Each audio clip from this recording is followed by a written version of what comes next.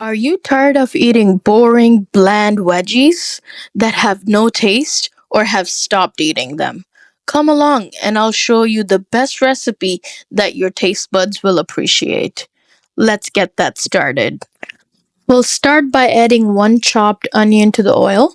If you are a beginner at making Pakistani dishes or curries, you ideally add about 1/3 cup of oil and saute the onions until they're transparent like this, and then we'll go ahead and start adding the spices. This is the simplest dish with very minimal spices. All you need is some turmeric powder, some red chili powder, and some salt. I added about half a teaspoon of turmeric powder, about 1.5 teaspoon of red chili powder, and 2 teaspoons of salt for me. You can add the salt according to your own likings. These measurements are for medium level spice, so you can adjust that as you need more or less. And then I did a splash of water just to mix everything, all the spices into the onions, and let it sit for about a minute. And then I have one chopped tomato and some green chilies. You can adjust the green chilies and the red chilies according to your taste. If you're just beginning to try spice level, you can add about a hint of red chili powder and just add the rest of the green chilies. The green chilies won't add too much spice, so you can probably handle that. And then I have four chopped potatoes here. I had the red potatoes. I have them chopped into quarter size. Potatoes are something that actually takes more time than the carrots and the peas. So I added that before carrots. We'll go ahead and cook the potatoes so they're um, about 10 to 20% done before we start adding the other veggies. The potatoes are looking perfect. Let's go ahead and add the carrots now.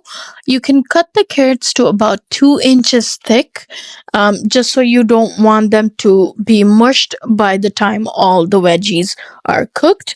Let's go ahead and mix that really, really well. And stay tuned until the end of the video. I'm gonna give you a secret ingredient that's gonna make all these veggies stand out and add so much taste and flavor. All right, and these are looking beautiful. Everything is mixing in. Carrots are getting soft. Potatoes are cooking. We'll go ahead and add the green peas now. I had the green peas soaked in some salt water. I had read somewhere that it takes or lessens the sweetness of the peas. So that's what I have tried it few times. It does work. So let's go ahead and mix everything all together.